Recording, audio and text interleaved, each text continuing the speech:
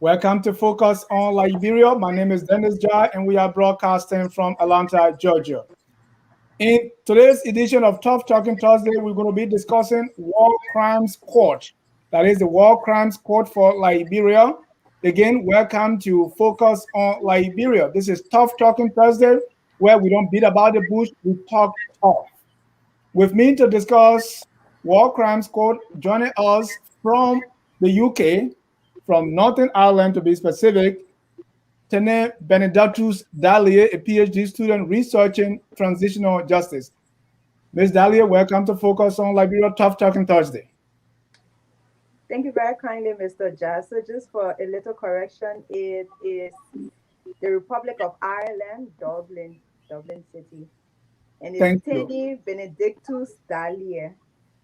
All right. Thank you, Ms. Tene Benedictus Dalia. Is a researching transitional justice for Liberia, and that's why we brought her in. Also joining us from Minnesota is Mr. Tony Leeway. Mr. Leeway, welcome to Focus on Liberia. Thank you, Mr. Jha. And by the way, by way of introduction, Mr. Leeway is the former chairman of the MDR NUDPC, I hope I'm pronouncing it correct, aka Prince Johnson's party. He's the former chairman of MDC USA. Mr. Tony Leeway, welcome to Focus on Liberia. Thank you. And please correct me on the name of the party again. The name of the party now is MDR. MDR. The name is NUDP. I think that what the acronym is. Yeah. Thank you. Mr. Leeway is joining us. He's also a community leader, former leader of Unico, Minnesota. Mr. Leeway, welcome to Focus on Liberia. Thank you so much. Also joining us from Monrovia is politician and a political activist, former contestant for the seat of the representative seat for the House in Liberia, Mr. Fubi Franklin Ama Henry. Mr. Henry, welcome to Focus on Liberia. It was a pleasure. Thank you. And this is Tough Talking Thursday, where we say how it is.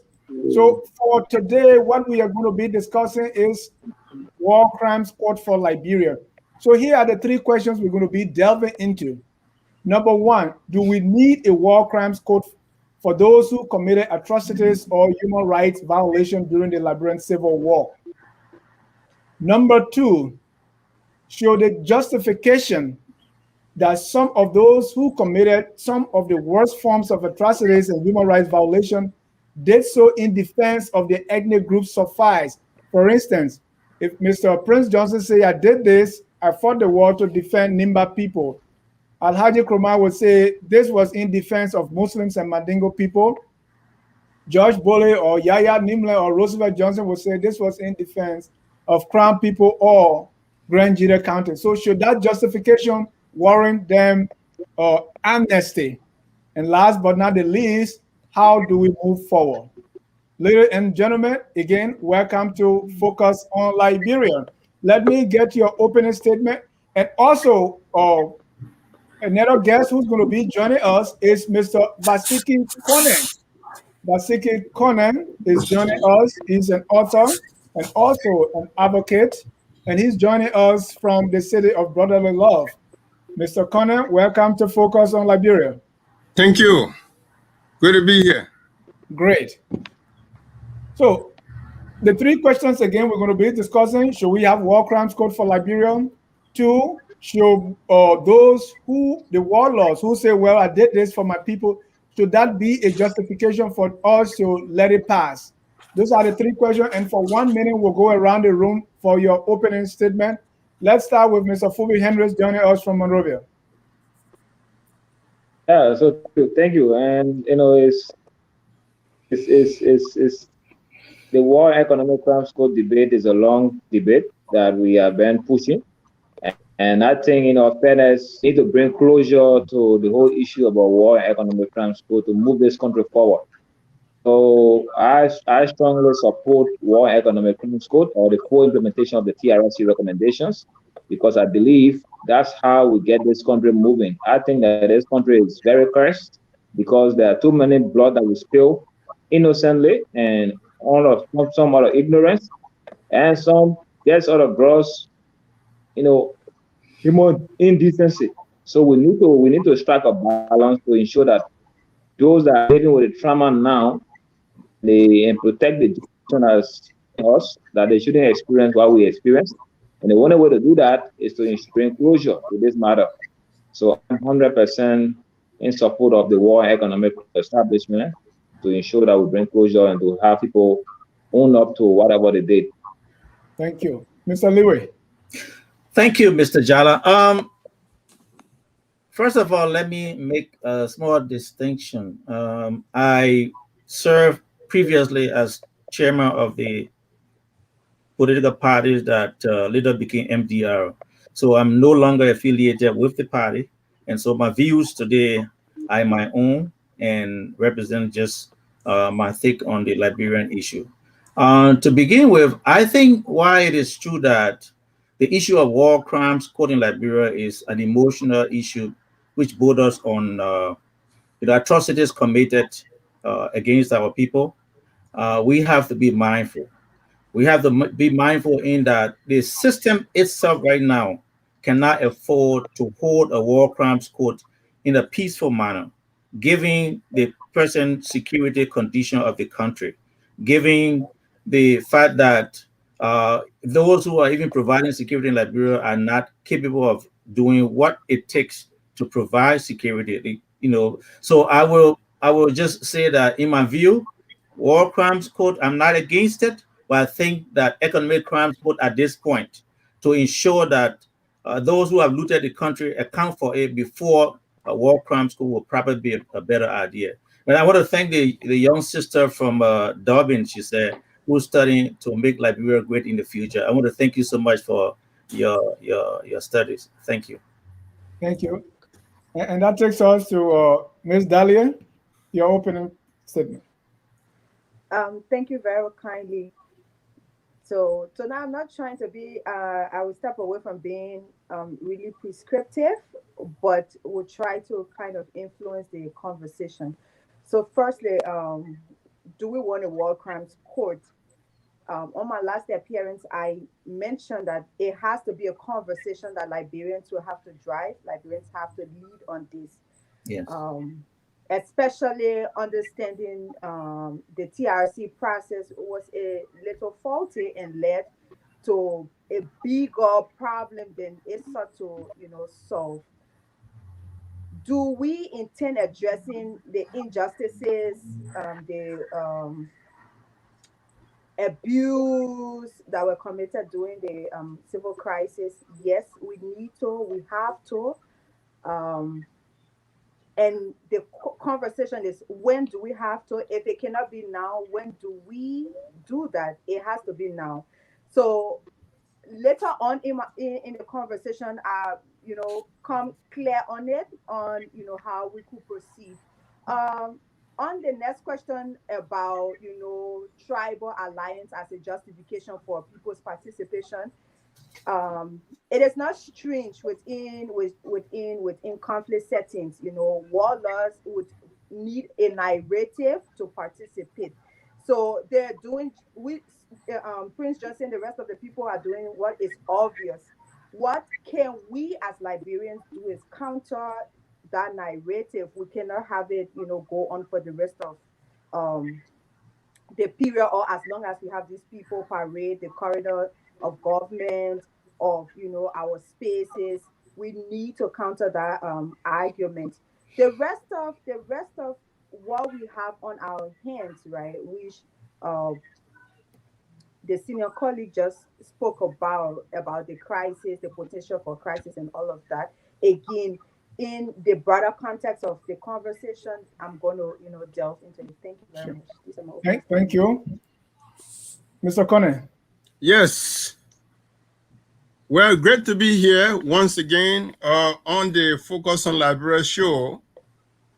The topic today is very interesting. We're talking about war crime court in Liberia. My man Phoebe and I have debated this issue so many times, and I remain consistent that the best way forward for Liberia is through genuine reconciliation. At this moment, to talk about setting up war crime court is going to create more problems than we anticipate. At this particular moment in time, our people need jobs, our people need to go to school. There's a lot of things we need to do. So to put all those things on hold and say, let's have a war crime trial, I think it's a distraction from development, from progress, from what we're supposed to be doing as a nation. So because of all these factors, I think the best thing we need to do is to focus on reconciling the nation. Because if we don't look at the causes of the war, some of the issues that gave rise to the war and all of what happened, and we jump over all of that and say, let's have a war crime trial, we're not doing our nation a service. We're doing our nation this service. That's my position. Thank you. And I'm going to further elaborate on that as we go on with this program. Thank you. If you just joining us, this is Focus on Liberia. Our topic today is War Crimes Court. So to begin, let me start with Tenan. We want to set the stage here. So tell me, what is transitional justice and what are some of the options for a country like Liberia emerging from or that has fought the bloody civil war? Let's lay the premise here. Yeah, so transitional justice are judicial and non-judicial, activities or programs which are tailored toward reconciling societies that have gone through conflict. So a little further, right? Non-judicial interventions.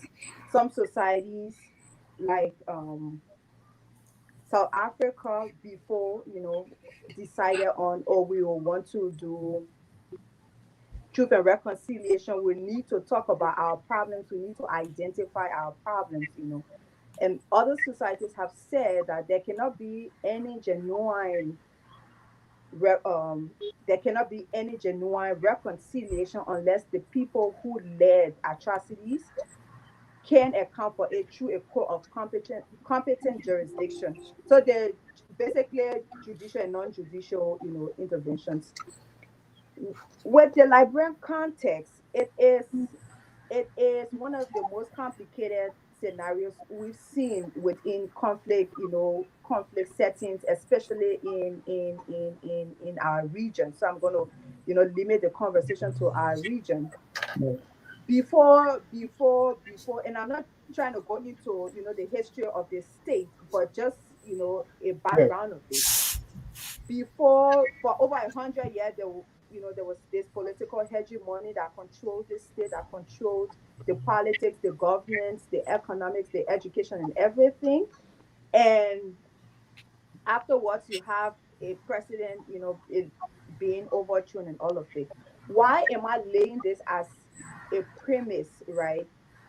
A lot of people who are contesting, and I'm just listening right now to the initial statements, and you get this feel, right? Because there's this feel that there is, or there are legitimate reasons for why people got involved with the war, and those reasons would suffice over seeking reconciliation, right? But are those reasons, justified? If the killings of Liberians before 1980 was not justified, the killing of Liberians after 1980 is still not justified. Now, what can a society do? And in my last appearance, that was one thing I mentioned. The TRC, firstly, before the TRC, at the Comprehensive Peace Agreement in Accra,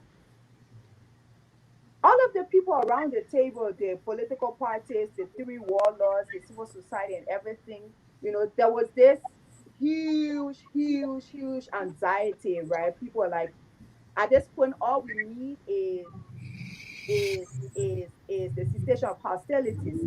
But the background of it is that we had had many years of war, and then we had peace agreements that were unsuccessful, basically, again, because there has been this, history of Liberians seeking to protect themselves, which is natural. The rational choice theorist is that human tendency will really just protect ourselves. We're going to make decisions to protect ourselves. That is natural. However, those as civil society members who were present did not do much to insist on what our process to define a pathway. So whoever was present at the table sought to use the TRC as an escape route to not have a conversation around criminal accountability. Yeah. So then they opted for a TRC process, which will Yeah. just bring us to the table and talk. Post TRC is the fact that, one, we had a process where a man like Prince Johnson, and we're really just calling his name because he's been very vocal than the rest of the Alhaji Kroma and the rest of the Right. folks. So, That there was Ms. yes. Dahlia, we're gonna go into the details. What I want to know is, for any time that war is over and we are talking about transitional justice, so the two options you are saying will be judicial and non-judicial. So for Liberia, what are some of the things? What are some of the options when it comes to how we end the war? Yeah, so that's where I'm coming to, right? Okay. Because even the outcome of the TRC process outlined judicial and non-judicial processes. They had said that there should be a list of people who should not participate in the governance of the state. That is a non-judicial action because you're not going to the court whatsoever. It's like you participated. This is your contribution to the war. This is how much you've done. This is the pain you've inflicted. So you should stay, away from the governance of the state. Also because your constant appearance in the governance of the state is, an abuse to those who you abuse. Is spit in the face and say we're basically awarding you for being a rebel leader and what have you. Also, there are conversation around memorialization. They outline places that we should build memorials and we should honor those who were massacred, those who were killed. There's a whole portion of reparation, an outline on victims who should be giving funds, who should be, psychosocial support, what communities, all of that. There's a whole other portion of it on palaver hurt mitigation, bringing perpetrators and victims to a space where we can have a dialogue and people can be honest about their roles. Thank None you. of that in a solid, detailed way has happened since the cessation of hostilities. I know the Independent Human Rights Commission has been trying on it, but like in a detailed way, not as a programmatic component of the Independent National Human Rights Commission, as the government owning for the atrocities and responding to that. None has happened. So Thank you. when people say we should stay away from judicial, we should opt for non-judicial, I'm really confused because even the non-judicial, you also shying away from it. You're making it contentious. You're making it controversial. Thank you. Let me go to Mr. Connor. Mr. Connor, what is your wartime experience, and how does that inform how you think we should proceed with this whole either war crime or no war crime court? What has been your experience that informed that decision? Oh, sorry. You talking about my personal experience? Yeah, you basically, Connor, what has been your wartime experience, and how does that inform or how you want us to proceed? Okay, wartime experience. I was in Monrovia when the war started. My family were in Saclay, Nima County when the war started. So my family spread out. Some came to Monrovia, some went to Guinea, some went to Ivory Coast. But then while in Monrovia, I didn't have any intention of leaving. I thought I could stay in Monrovia until the war was to end. Then I heard the information. My cousin's Samuka Sharif in Buchanan, I heard that he was caught and killed by the rebel. When I heard that information, I was so frightened. And I thought that the best thing I can do is to leave Monrovia and go Guinea. So I fled from Monrovia, went through Lofa, went to Guinea where my fathers and the rest, many of the members of my family were there. Then I heard that my mom's two sisters, biological sisters, and their entire family were executed in Bommy Hill. And I can name so many family members that were killed during the war. In Monrovia, in Nimba, in Lofa, in so many places. But then as a result of all of those, my brothers and my uncles that went to Sierra Leone, along with with my cousin, who later on became William General Corps Pepper and Salt. They were in Sierra Leone when NPFL crossed the border and started chasing them. My brother, who was in Freetown, had to come to the Bullwater side area to transport my uncle and entire family to Freetown. But before then, after that, those Madingo people that were left in that place, many of them were killed. It is under that circumstance, my younger brother, Pepe and Saul, decided to join the liberation movement. So, in my eyes, those brothers and sisters that fought in the Ulimo struggle, they fought for me. Because somehow I believe without their participation in the war, it would have been very difficult for us to come back. At least that's how we were thinking at the time. So God, I didn't fight in the war, but I know many brothers and sisters who fought in the war based on the circumstances I just gave you. So in situation like that, I believe that, for example, my priority would be Nimba County. Nimba County has 5 major tribes: the Gio, the Mano, the Madingo, the Gui, and the Doro. Okay, the war affected the relationship between the Gios, Madingo, and the Mano. My interest has always been, how can we reconcile the differences between us? Because even up to today, the situation that contributed to the war, as far as we are concerned, is still in Nimba County, as far as the land issue is concerned. So because of all that factors, I believe that the best way forward for us is to reconcile. Let's look at the religious discrimination that led to some of us being targeted. Let's look at the tribal discrimination that led to some of us being targeted. So all these are important factors that we have to look at and see how we can reconcile within our various community, our various counties. That to me should take precedence over war crime trial. Thank you. Mr. Lewis, same question.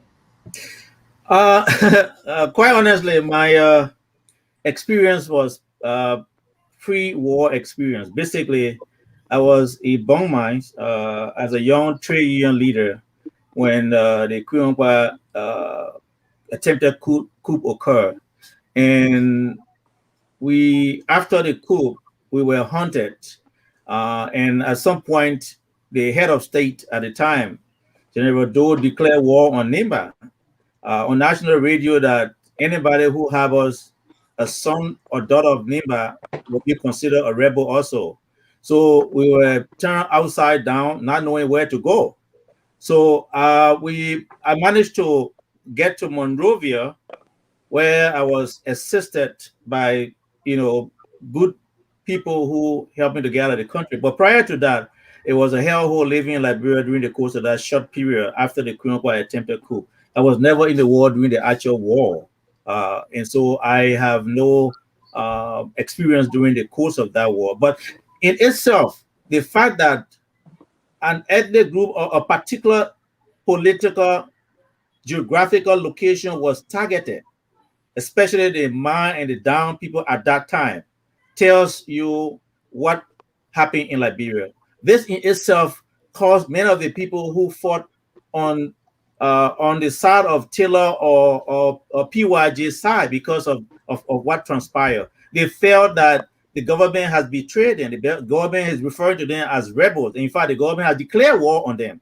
So they ran away and went to the Ivory Coast. They went to other places to get themselves ready to come back. And some other people took advantage of them to bring them for what we have experienced in Liberia today. So in my view, what we need, and let me just say this clearly, there are many countries that have fought war, even in this great United States. They have reconciled. I don't believe that there was any war crimes court in America that settled the scores of what transpired in the war, and many people died. The war crimes, I mean, there was war in Ivory Coast just recently. There was war in Sierra Leone for which Taylor went to The Hague. But one thing I know is when there is reconciliation, genuine reconciliation on the part of the TRC report and on the part of the government to make sure that our people actually reconcile one another. The document of the TRC is quite unique, but there are components that are very confusing. I think those components were referred to by the young lady Tennant, because you cannot say, well, we're going to have restorative justice and then retributive justice at the same time. One or the other. And we picked the South African model, which is reconciling one another, and that has never happened. Sadly, some of the people individually have reconciled with the people that they affected. They inflicted pains on their family, but the general reconciliation that should come from the government has not happened. I think this is what the problem is. Thank you, Mr. Henry. You have been in the country probably since the war. I can guess that you were maybe 9 or 8 years old when the war came. So you may not. I'm not trying to be like an old man here now. Maybe he wasn't even born. You made a wartime baby. He looks pretty young. So my question to you is, you being like, in your view, what has been the greatest impact of this war on survivors, on the victims, and even the perpetrators, and how have they been dealing with the aftermath? Yeah, no, firstly, let me just, the war started on my 10th birthday. So, Okay. December 4th, 1989. And I was born December 24th, 1979. And 4 months after, roughly months, the coup took place. And when the coup, as a result of the coup, my grandfather was one of those on the post. Okay. And so so we're not just looking at it from just 1989. So, and the TRC recommendation is running from 1979 to 2003. And so there are a lot of things that we experienced. I personally, as a young person, I was exposed to things that I shouldn't have been exposed to because of the war. If the war had not come, I witnessed the JFK massacre August 2nd. The only reason why the massacre didn't take place during the day, it was because my father was recognized by the death squad commander, Tilly, from the air. And when he recognized my father, he also, look, what are you guys doing here? Everybody should leave JFK now. And he ordered the soldiers to get everybody at JFK.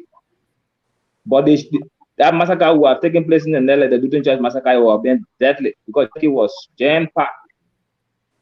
And I saw school go placing pickups, taken to the James Field airstrip or to Lakpasi Zoo for execution of view or manner or sound like such.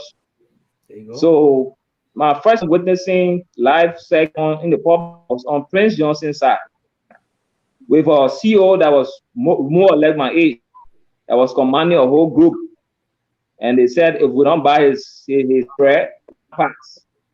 And, so there are a lot of things we witness. Personally, we took risks under the flying of bullets, stray bullets missing us, also picking chicken greens just to find food to eat. And we live on a strenuous condition on the refugee camp in 9 years and returned to Nigeria in 9 April. So I'm passionate about bringing closure to this. And I always say country is cursed. For 40 plus years since coup, Liberia have known no peace. Keep pretending reconciliation. Nobody will reconcile this country if we don't have justice. Reconciliation, justice is the bridge between justice and reconciliation, between any peaceful nation. So we can't pretend about, like listen to my man Conan, like we said, we're always back and forth on this. Right. And his justification giving is about because. And Mr. Henry will come to those two. That's the next question that is coming. I just wanted to know, from your experience, you talk about your experience in the war. So after the war, what has the impact been that you have seen so far?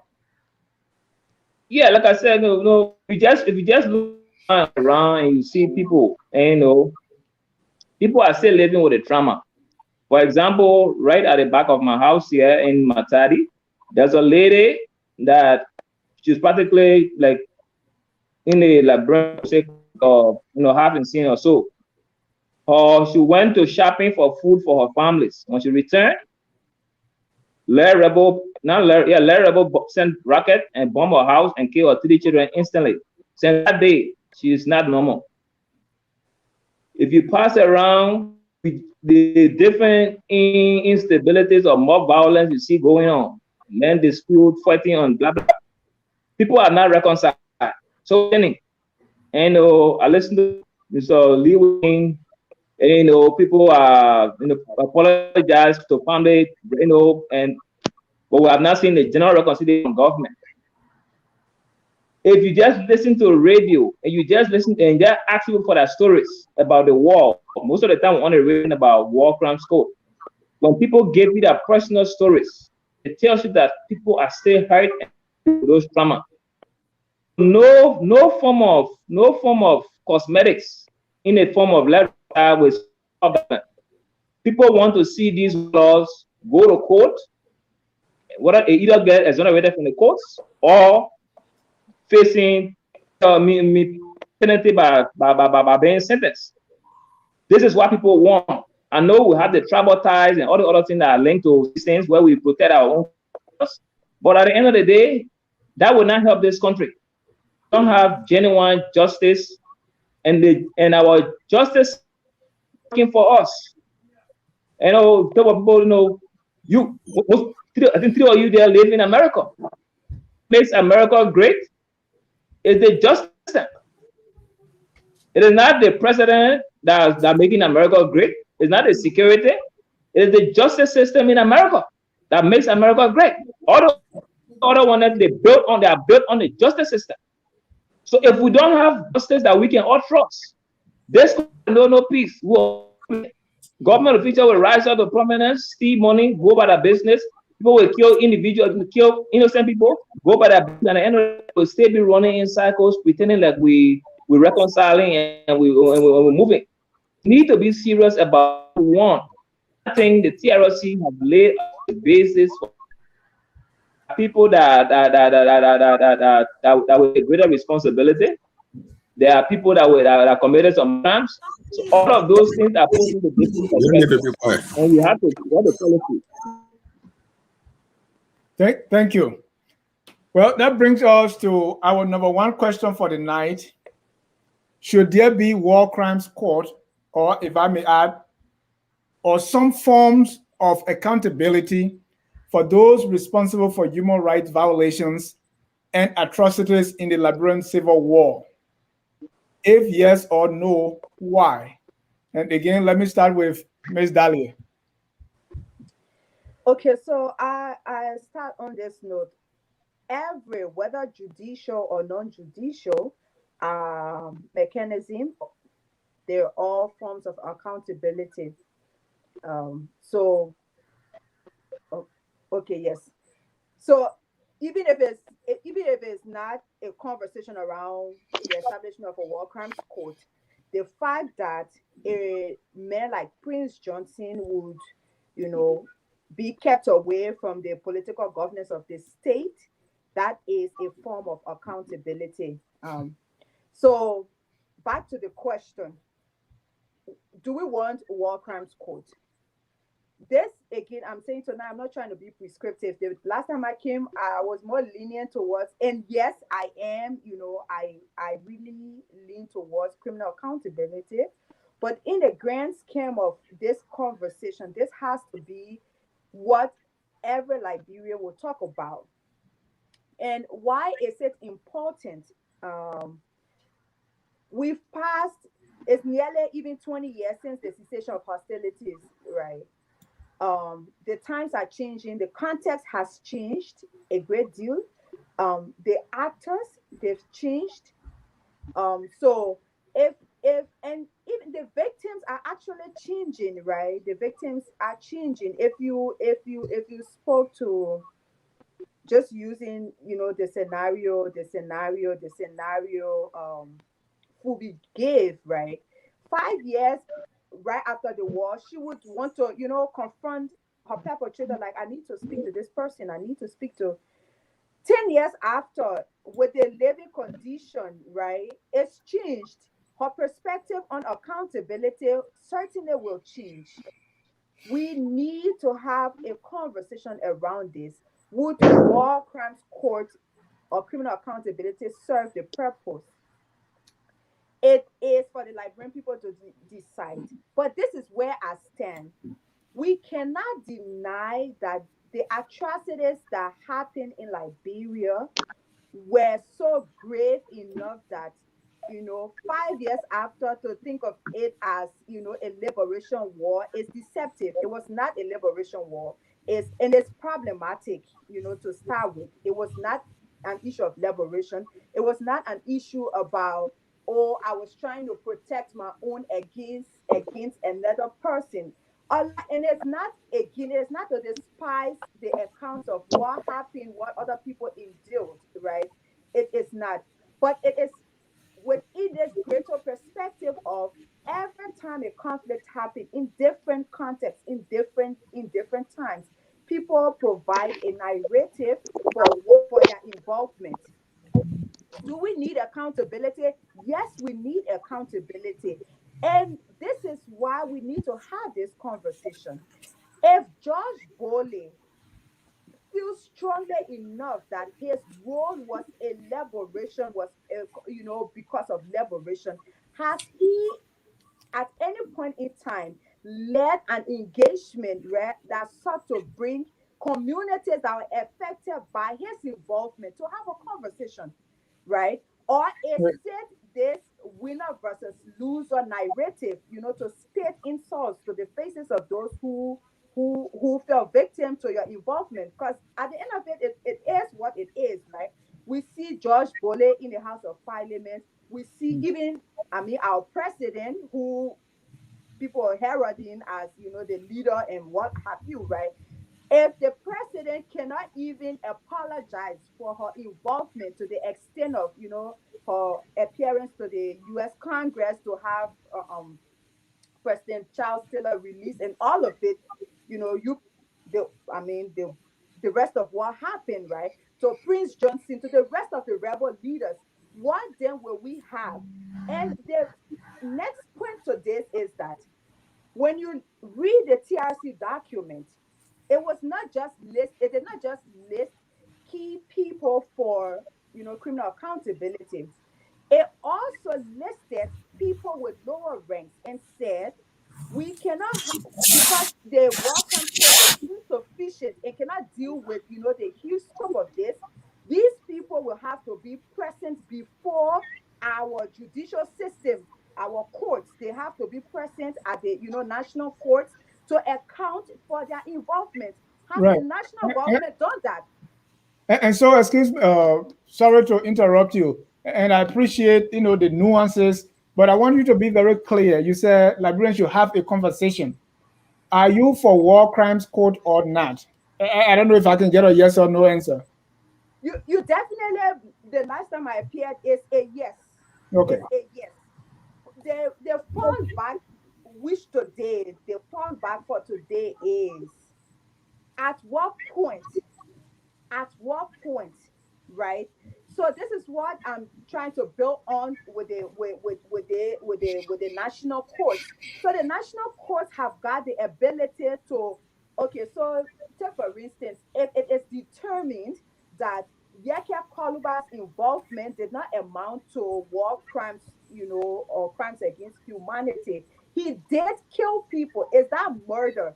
Murder is a crime, is a crime under the law. So our law can assume that responsibility, and our government can do that and prosecute people like Yeke Koluba, people like what the rest of them, Sonega Diabo, and the rest of them who were listed in the TRC. But the reason why a lot of people around the table are making these justifications, right? At the end of the day, people do not want to be seen as valiant.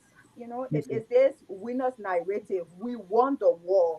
We were the ones who took Charles Stiller. Prince Johnson brags every day of the one who killed Samuel Kayando, right? So feeding on this narrative gives an assurance to a segment, and it's not even all of the people they really, present themselves to represent are in support of this.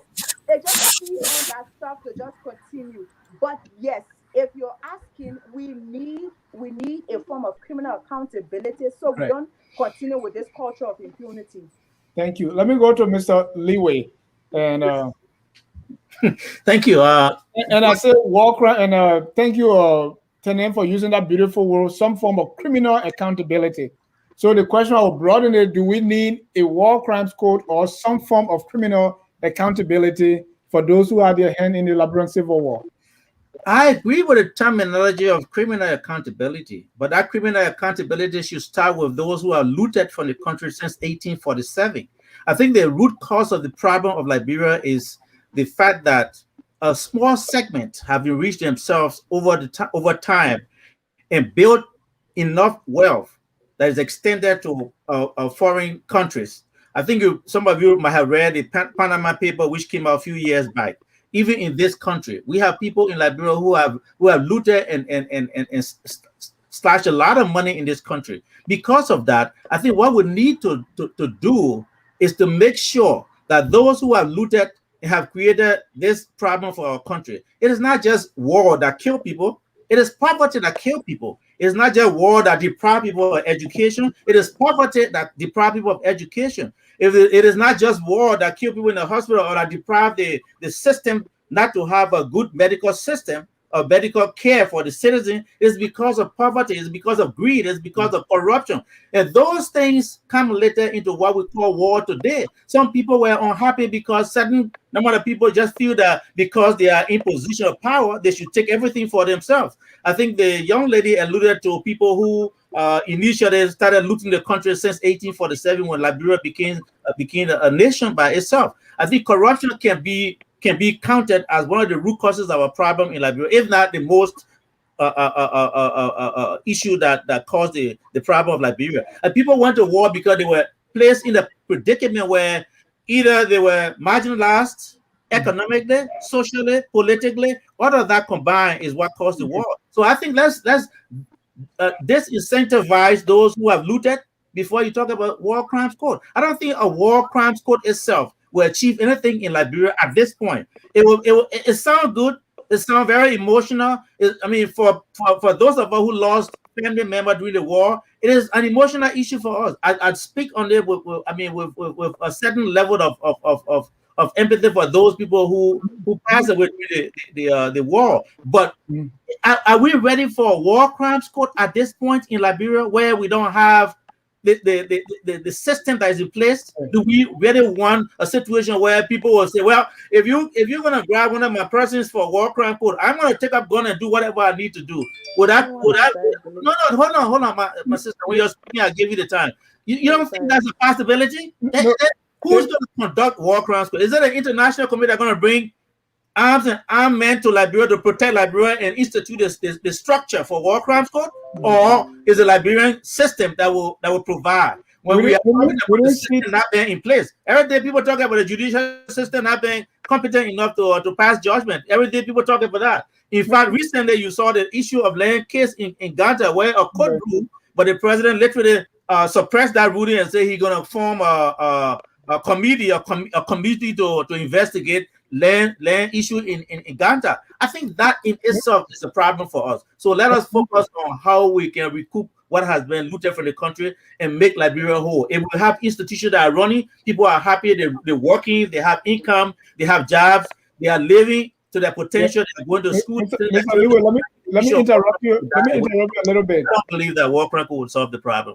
You are saying like the country now does not have the capacity for a war crime code, but we have we don't have the infrastructure for war crime code. But we have that for economic code to recoup what was stolen from 1847. Is that what I'm hearing? I think we have a system in place. We can have a system in place for the purpose of recuperating stolen wealth from the country. And my follow up there is, what is the history that anytime war crime code is instituted, then there is war, people take reprisal? Let's use the Sierra Leone experience. Sierra Leone experience, there was no war crimes code in Sierra Leone as far as I'm concerned. It was Taylor who went to the Hague on behalf of his because of his action in Sierra Leone. Sierra Leone people did not. I mean, let's face it. How many government officials in Sierra Leone were prosecuted as? But there was a code, war crimes code for Sierra Leone. How many Sierra Leone officials? What I'm saying, I'm not talking about that. Besides Kode Sankor, who died in jail. How many people did you hear were prosecuted in Sierra Leone for war? I'm not talking about the detail. I'm saying there was a court set up for Sierra Leone. But that court was never a war crimes court. All right, let me go to Mr. Connor. Mr. Connor, same question. Should there be a war crimes code or any form of criminal accountability for those who took part committing atrocities in the Liberian Civil War? Sorry, Mr. Connor, you can come again. Yes, someone shared information from the TRC document today on Facebook. I'm reading through it. I think there are different categories of crimes that were committed. Yeah. There are lists of people that were involved in each one of those categories. And of course, it's true people should be held accountable for what they did based on the TRC document. All right? But to me, that should be those people that are listed for whichever category of crime that might have been they might have committed, economic, political, or whatever. Our judiciary system should be able to handle that in accordance with our law. That to me would be the best way forward, more than war crime court. I think if we go back to 1997, when the election took place after the war, but the people voting overwhelmingly for Mr. Taylor to be president, that in itself, to me, was a reconciliation process. Because at that point, nobody stood up and say, instead of voting for warlords, let's talk about war crime. So Mr. Taylor became president only because of what he did in Sierra Leone when he was already president, that landed him to jail today. Then after that, before people in Liberia started talking about, let's have a war crime. Suppose Mr. Taylor had governed accordingly and done very well to develop the country, are we going to be talking about war crime code today? The failures of government to do what it was elected to do is the reason we are talking about war crime code today. And if the war crime code is instituted in Liberia today, it is the lawyers who are going to get paid. They're going to benefit. It's not going to benefit the ordinary people. What the ordinary people want, jobs. They want to go to school. They want jobs to be able to feed their family. That's what the ordinary people want. It's just the people who have political agenda that are going to benefit a lot from the war crime code, not the ordinary people. All right. Let me just give you some, just so that our readers, our viewers benefit from this. according to the TRC, these are some of the form of the violations that took place. Forced displacement, 36% when it comes to the violations. There were 58,849 violations when it comes to forced displacement. Killing, assault, abduction, looting, forced labor, property destruction, robbery, torture, arbitrary detention, rape, extortion, exposure and deprivation, forced recruitment, sexual abuse, mason, gang rape, sexual slavery, ingesting taboo acting, cannibalism, drugging, multiple rape, amputation, just to give you an idea of what occurred. And you are saying when the people have jobs, everything is going fine, people govern accordingly, these really, they wouldn't matter. I'm paraphrasing you. Yeah, I believe so. We the survivor of the war today. Right. If our government is serious enough to create, if the government is capable of creating the scenario where people are gainfully employed and they are able to take care of their family, I believe that will satisfy the people. Thank but you. you have war crime trial, few people go to jail, people stay suffering in the country economically. What have you done? You have not solved any problem because the war was caused by what? Poverty, tribal and religious discrimination, and economic and deprivation, and a whole lot of different things. So all of those factors that caused the war, if you don't solve those problems, even if you institute war crime code today, you could still go back to war. Right. War crime code can never be a deterrent to anyone. If you violate people's rights, people they may take arm or they may do whatever they can do to satisfy their own condition. Thank you. Thank you. Thank you, Mr. Connor. Let me go to Fubi. The same question. Yeah, thank you. It's funny when you listen to people saying that they don't want justice, and I just throw the question back to them. Like I said earlier, I support economic crimes for 100% and the full implementation of the TRC. If you just ask any one of the guys, Mr. Corner, Mr. Leeway, go sit and have and drink palm wine or deal with them. Which one of you will see somebody stab your brother or sister? You go sit and drink palm wine, drink beer, or drink juice with them. Which one of you will see somebody come and burn down your house? Sit down how to have reconciliatory this it's serious. We cannot see all of these gruesome killing that took place. Then we still pretend because we have probably family members that are in the war, so we want to protect them under the pretense of reconciliation. That's all they're trying to say in short. My family member took part in the war, so I want reconciliation as opposed to crimes court. Mr. Connor said earlier, they come with relatives and one brother took part in the war, so he saw that his brother now fought for him, so the reconciliation now for that. Are you kidding me? And that's what I'm telling people. This morning I on the radio, and I said it clearly. The reason why we keep suffering because those norms and moral values that we instill in our face, our children, and our different religious organizations. We tell people, say, that should not kill, that should not steal, that should not rape, that should not commit adultery, that should not do this, that should not, convert your brother. You say all of these things to bring your children up right. You say all of these things to take ownership of, protecting yourself that, okay, I want to do this so I can live right with God. Then when it comes to national politics, then you put your hand around the same criminals. Oh yeah, that man stole. Even though he stole, that my brother, so let's protect him. This guy killed. Even he killed, God said that should not kill, but no, let's protect him for killing. No, what are we teaching ourselves? What are we teaching about the generation? That killing is good. If you be a leader, take gun and kill somebody. If you want to be prominent, go and rape somebody. If you want to be good, go and steal. That's all we're telling them in short. Beat up for insulting.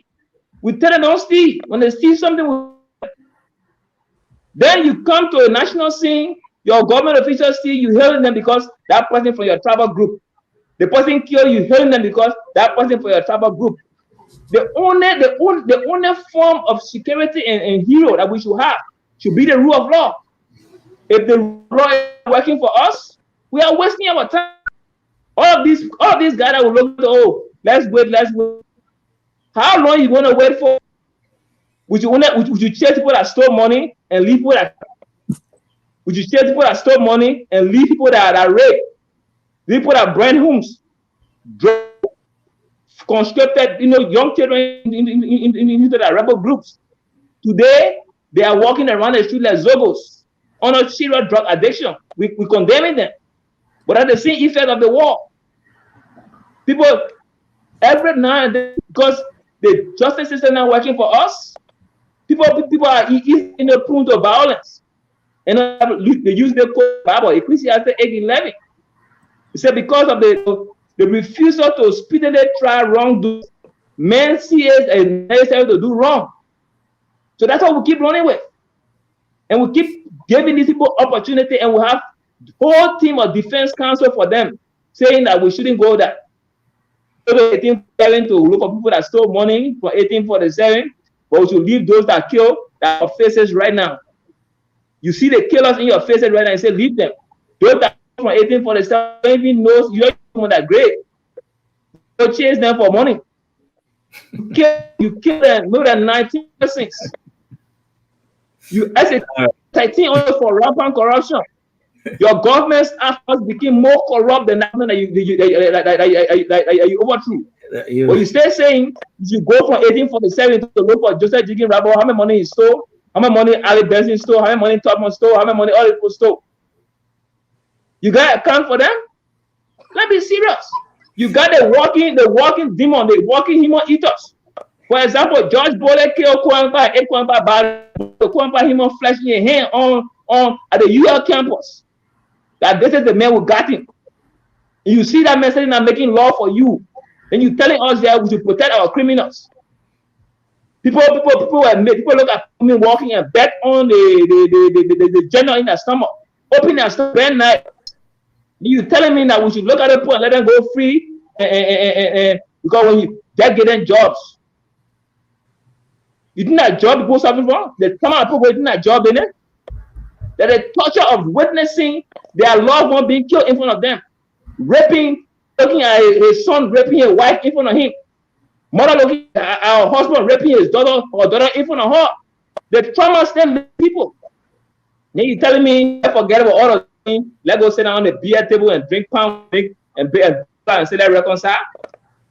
You must be joking.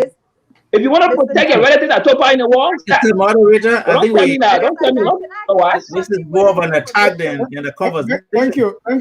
He's speaking with zest, so it's fine. Can I respond to one or two things that he said? We'll come. I don't want to forget what he. Just write it down. I want us to quickly go to this, and we'll come to where you're gonna respond and counter respond. If not responding to him, it's just providing some information. I think. Yeah. Please jot it down. We will come to that. Okay. Yeah, because I want us to go to this next big question, and I want Mr. Leeway to start that, and Mr. Connor already alluded to this. Should the justification that George Bole was doing this to protect Crown people, or Alhaji Kruman to protect Mandingo a Muslim or defend them, or Prince Johnson to defend or leverage Nimba County? Should this justification suffice? Mr. Leeway, you go first. I don't believe it's true. I think accountability is an issue that all of us agreed on. The method at which we arrive at the accountability is the question that we're all grappling with. I think the young brother is speaking with emotion because his parents got placed on the pool and killed for rampant corruption, and rampant corruption did not end. And then today, we are even in maybe 8 times the rampant corruption that occurred at that time. So I understand where he's coming from. I understand the emotional attachment to the conversation, especially from his side. The fact that his youth were taken away where he saw things that he did not see. I don't believe that people should go with impunity. But what I suggest is that those issues are very important in our society. We have had countries that have had similar situation just like ours. We should not allow our emotions to solve this problem for us, because it will not solve the problems. The question is, how do we handle this issue? What happens if you come to me and accuse Tony Lewy of killing somebody, and I have enough wealth to bribe everyone in that court to render judgment in favor of me? What will you do if you say that is the system we want to use? Now, let's look at those scenarios and consider why we think that the issue of economic crime will be much more important. And not that war crimes is not important, but war crime can come later. And I'm not, passing it out and say we should never have it. But the fact is, we don't have the institutional framework for that war crime we're talking about. I can give you few. I will give you a few examples right now. Right, several weeks ago in Maryland, a young man was killed, and look what happened. The police, the security system in Maryland could not stop those young people from burning down homes, even that of the Speaker of the House. Recently, when 2 persons got killed in Zredro, the security system there could not stop the young people from taking laws into their own hands by going down to burn the police station, where I heard the police ran away from there fast. Some of them took off their uniform just to hide their identity. Now, you are telling me that we have a system that should, right now, as we speak, grab people and put them in jail for war crimes court? Who is going to do that? How many security do we have that will protect the Liberian people from one another so that will happen to bring peace and security to the country? I think that economic activity that will impact the life of our people will be, right now, important. Mr. Lewy, let me bring you back to the question. That's what I really want us to deal with. Should the justification that some of those who committed war crimes, like Prince Johnson, Bole, and all those ones mentioned in the TRC, should that justification suffice? If not, if you are saying no, what do we do? For example, should people of Nimba come and disown Prince Johnson and say, oh no, if you committed atrocities, you should go to jail. Don't use us as an excuse. Should the people of Nimba do that? I want you to really deal with this question. Let me attempt to deal with it, because quite honestly, I have never met PYJ in person. So we spoke on the phone, and when I served as chairman of the party, we literally have conversation through the medium. But let me tell you this: I don't believe that the justification should be that because you protected me, so you should not. I mean, you committed crime, so we should give you a pass. What I'm asking is that, as much as many of these people feel that they fought because they protected their people, and those who took up arms because they thought that they were liberating their people and themselves.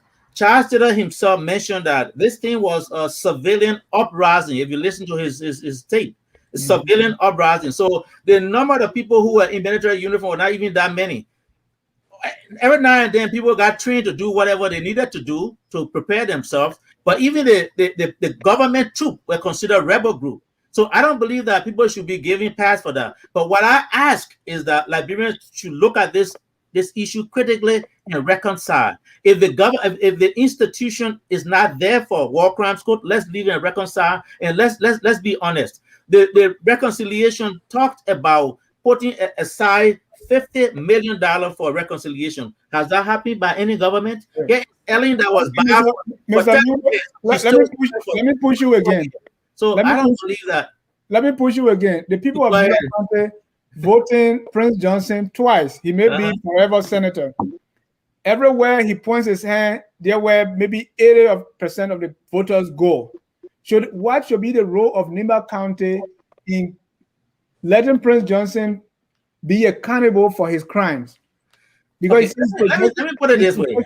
Let me put it this way. Okay. I am not in the minds of Nimbayans. I'm just one single Nimba citizen who live here, and my view might not be accepted by everyone in Nimba. I don't have the ability to influence the entire Nimba County to go against PYG and say, "You're setting man up, let him go for trial." PYJ believed that the majority of the Nimba people believe that he fought on their behalf. He protected them. And so their behavior is predicated upon whatever transpired during the war. I was never in the war, so I could not speak for them in that context, if that's a question you're asking. So I cannot answer that directly. Thank you. Ms. Dahlia, should the justification that Prince Johnson defended Nimba people suffice? And I'm using Prince Johnson as an example. The same goes for George Boley. And let me say on record, George Boley LPC killed my father. Go ahead. Okay, so I'm going to start off with this information I sought to provide. Why war crimes code? I think that's firstly what we should have a conversation about. When societies go to war or have conflict, then you choose mechanisms. So why war crimes code? It is proving that our judicial system cannot address the prosecution of these active warlords. Right, so then you need an international tribunal or the assistance of the international community to be able to, address these different situations. Is it unique to Liberia? No, obviously, I would agree with the panelists. In Northern Ireland, the judicial system or the judicial was so independent that once the war ended, the Northern Irish people are like, look, we are very confident our judicial system is going to work in our favor. The same is with South Africa, which we tried to borrow it. Unfortunately, we did not take into account the context of our war and the vulnerability of our judicial system. So we were just excited about the fact that all of us were going to sit down and talk and spare the fact that we did not have our judiciary to handle the rest of it. Now to this conversation, and I'm starting off with reconciliation. My brother Connor, is trying to arm twist history, and he says the election of President Charles Taylor was reconciliation. When people are in complex situation, when you have a scenario where there is a winner, you leave people with limited options. So what the Liberian people did was natural. And this is what we're seeing in the Prince Johnson's situation. If Charles Taylor came again today and he was the most powerful person in terms of power, in terms of connection, in terms of, the same Liberian people are going to elect him. It is simple, a survivor. No one wants to be threatened. No one wants their peace and sanity to be taken away from them. So it was natural what Liberian people did. 3 years afterward, then we have conflict. So that was not reconciliation, and we're not going to, push that narrative. I'm sorry. Prince Johnson, George Boley, and the rest of the people, President Sirleaf, and the rest of them who, actively got involved with the civil conflict. So scholars have argued. There's a huge literature on it. Paul Collier and the rest of them, they've argued that in conflicts, especially resource conflict like ours, right? And it's called the grief versus grievance theory. You want to read on that? It's a huge conversation. People who participate in these conflicts are going to buy a certain narrative, and they'll find this narrative to feed on the vulnerability of the Liberian people. Unfortunately, which I started off with our context. We've had a situation which is a bad one. So people have never even known peace. People have never known genuine stability. People have never known, have never even had access to basic social services. So for them, making a justification to these kind of people who don't even know what electricity is, having stable electricity or having a stable meal, 3 times a day meal, telling them that, oh, if I had not gotten your defense, you have been killed, is justified. And I'm going to step further with this conversation. No, not every Libanian support Prince Johnson and I'm I'm sorry, I'm not trying to use any, but the stuff he ranting and all of it is not every Limbanian. The only reason why you see Limbanians keep putting him forth is because they are afraid. The state has not provided any any form any form of stability for them. There you They're go. vulnerable, so they think if they put forth this man who claims to be their liberation leader, they're going to be vulnerable. What can the state do in this instance? We all have acknowledged that the judicial system is faulty. Can the government start working? You know, the post process, right? There was this huge stuff, the Liberia peace building fund. We sought to build a judicial, like a judicial reform with the magistrates. We're building new courthouses and all of it. If this government or even the last government was very honest about true reconciliation, these were different mechanisms they would have, you know, Yeah. sought to handle. But take Okay. for instance, to show that people were not interested, Cabinet Janet, who is the former justice, Chief Justice, was a signing member for a rebel, right? At the peace agreement. Now you make this man the one who is supposed to adjudicate justice. Are you serious? Are you saying to me who is affected that if I come out to plead against Cabinet Janet and the rest of the people, will I get justice? The answer is no. So we have to build trust in the justice system. And do we start now? Yes, we need to start now. It's Thank you. part of the different processes leading to establishing the war crimes. So Thank you. yes, right. We can't be dramatic and say, oh no, the war crimes go will take us back. No one has the ability to take us back to war. I'm sorry, it's a negative sentiment. It's a negative propaganda. It's never going to happen.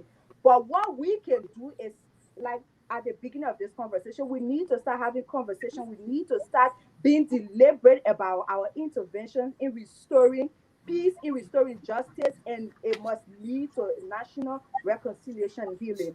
Thank you. And just to add, according to the TRC, there were 30 persons who were sanctioned from taking part in government as a form of punishment for their role in the war. And that included Toga McIntosh Gilway, Jackson Edo, Dew Mason, Clarence Simpson, Baron Tar, Harry Yuan, Ellen Johnson Sirleaf, Isaac Inambo, Kabina Janen, J. Apollo Jeswan, among others. Mr. Conan, same Yes. question. Should the justification that the war fought by Ulimbo, for instance, was a liberation struggle, excuse those who Ulimbo fighters, including Alhaji Kroman, who committed atrocities? Well, if we go strictly by the TRC document, whoever from Ulimo that is listed among the people that should be penalized for not holding political office in 30 years, if Haji Kuman name is there, if other people going to undergo the same punishment, then no reason why he can't go through that punishment. But what we're trying to say here, Liberia is not the first country where war has ever taken place. Reconciliation and war crime are the two options people discuss. So people should discuss, people should apply what is applicable to them. If you look at South Africa, what happens in that country for more than 30 years, more than 50 years, in fact, with a white minority rule, they killed black people so many times. When Mandela got to power, people expected Mandela to persecute white people. When Mandela thought that the development of South Africa hinges on reconciliation, so he gave priority to reconciliation. He said, let's move forward. There's no war crime in South Africa. Like Tony Lewis mentioned America today. Some of the people that participated in the Civil War in America, like Jefferson Davis, matter of fact, there's Street Avenue Institution, named after some of the rebel generals in this country. That was done out of reconciliation. So to say, let's reconcile our differences, be it tribal or religious, nothing is wrong with that. That's a position we hold. And I don't think I should have to apologize for that. Right. You know, Mr. Conan, before you continue, you are making it binary. You are saying either war crime code or reconciliation. yeah, reconciliation is the option. Is the option. That's what I kept saying that. No, I mean it's not the opposite though. And I want the transitional justice researcher to speak to that. Is it, can we have war crime or some form of accountability and still have reconciliation tonight? I want you to just speak to that before I go to Fubi, because the way Basiki is presenting it is you either have one or the other. You can have accountability and have reconciliation. Please speak to that.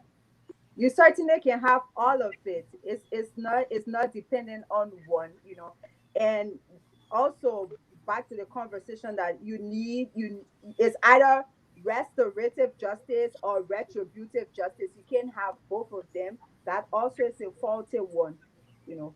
At the end of the day, all of us, at least I agree on, or I assume, is that we as a people, we as a country, we need national reconciliation and healing, right? So whichever way will lead us there is very important, and that has to be decided by the Liberian people, because at the end of the day, is this sustainable peace, is this sustainable reconciliation? But you can have everything. Thank you. So, Mr. Connor, you can complete your thought. All right. So, like I was saying, reconciliation is the best option for me. I laid the South Africa example, and I also showed the example in America. Jefferson Davis was one of those people that were fighting for the Confederacy. They wanted to separate from America, but as a result, there was a huge war in this country between the North and the South. But those rebel generals that were defeated by the federal government didn't go and say, let's prosecute General Jefferson Davis because he participated in the war. What they did, they rehabilitated the South to make sure that it comes up at the same economic level just like the rest of the country. So today, in America, there are institutions that are named after Jefferson Davis. There are avenues and streets that are named after people like Jefferson Davis and a lot of other people in the category. That was done as a result of reconciliation. That's what I think we need in Liberia. There's a situation where we have to bring Prince Johnson in. Let him be able to look in the faces of Liberian people to admit to what he did that was wrong, and I apologize for it. If Alhaji Kumar committed any crime, and he can be linked to any crime for that matter, Alhaji Kumar should be able to apologize to Liberian people. What if Prince Johnson or Alhaji Kumar refused to apologize? What happened? Well, when they refuse to apologize, that would be something different. I don't know exactly what will happen, but I believe that they are conscious people, they are reasonable people. If they are linked to any atrocity for that matter, they should be men enough to be able to look into Liberian people's faces and say, we are sorry for whatever we did. Thank you. Let me, according to the TRC again, they have the most notorious perpetrators. Number one, Prince White Johnson, and these are his killing, extortion, massacre, destruction of property, forced recruitment, assault, abduction, torture, forced labor, rape. And the TRC is truth and reconciliation, and the purpose was for them to come forward, admit, and apologize. They didn't do that, right? So what still are you saying, Mr. Kone? Because they refused. People like Joshua Bly, they apologized, but he did not. So what do we do? Well, it means that whatever process we're going to set up, Prince Johnson should still be told, these are the crimes you are accused of committing. And the only way to move forward, you have to apologize to the Liberian people for the families of those that you killed. You have to apologize to them. That is a given. That's a matter of fact. Thank you. Mr. Henry, same question. Should the justification that some of those who committed these crimes be excused because they were fighting the war of liberation? Because let's face it, and one man's freedom fighter is another man's terrorist. Mm-hmm. Look, like I said, we should stop joking with, nobody, and like I said earlier, only hero that we all should have should be the rule of law. That's the hero that we all can go to bed and know that worked for us. Okay. Prince Johnson will die, The guy that formed the local defense force from South Massacre is dead. The Ulimo Johnson is dead. Alaji Kroma Alena is on his dying bed. Sekou Damate Kone also learned that he's critically sick on his dying bed.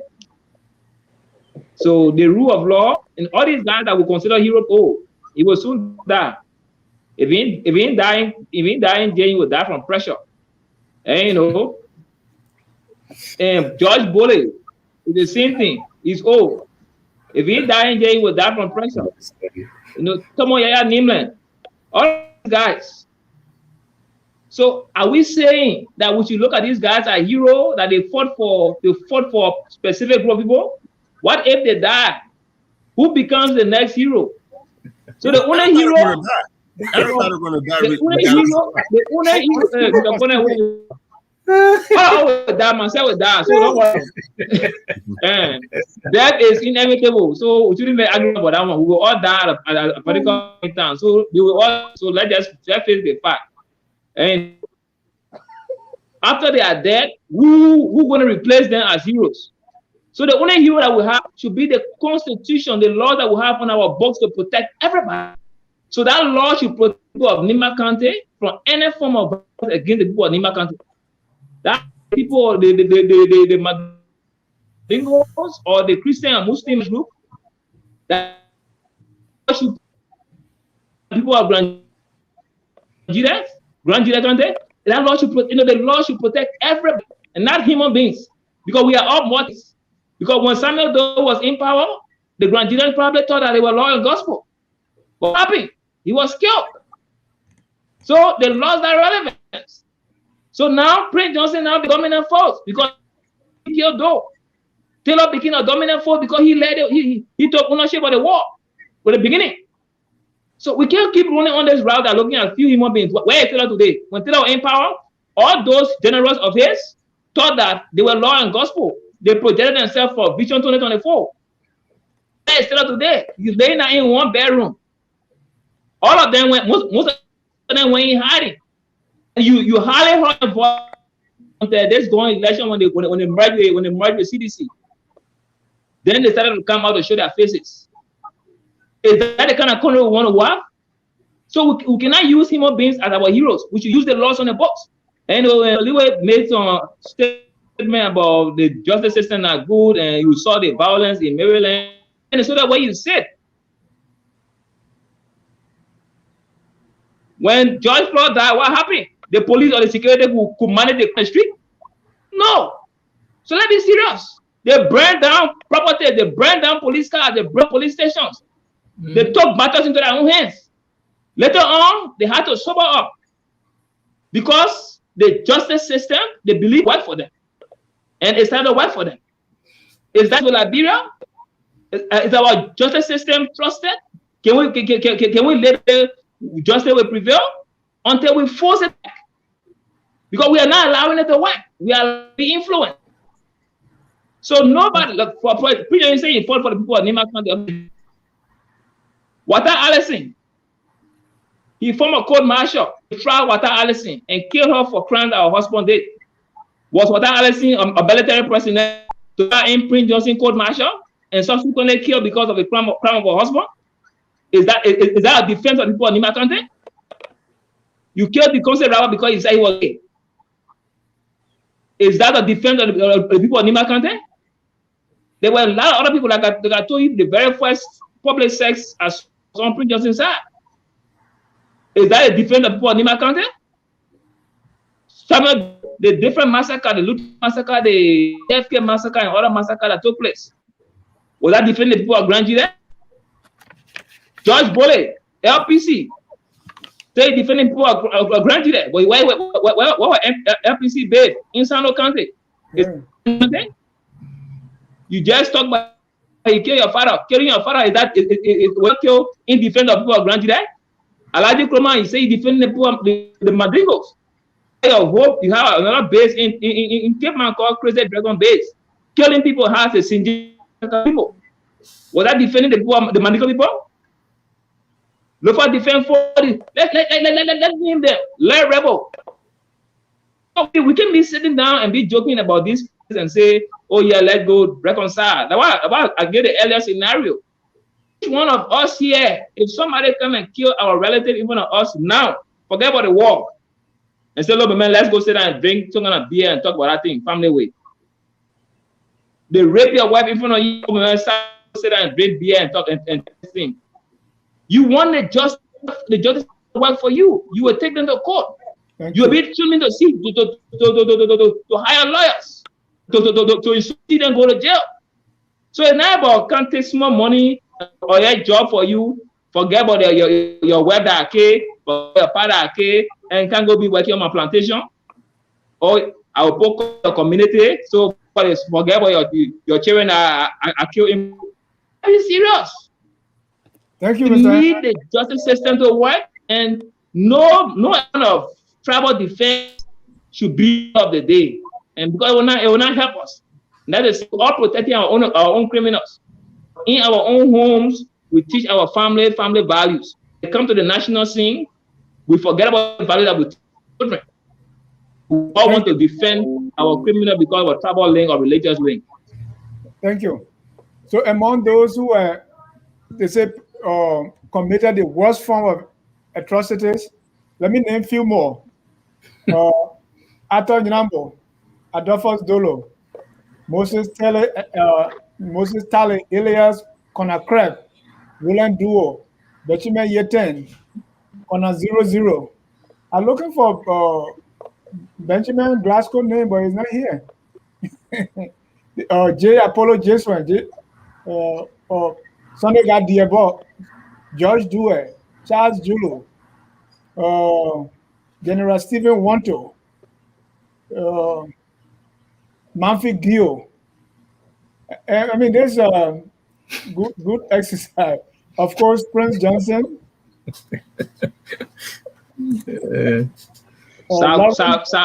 Saboli. Conor Jokla, General Mosquito, Christopher Bambo, and the rest of them.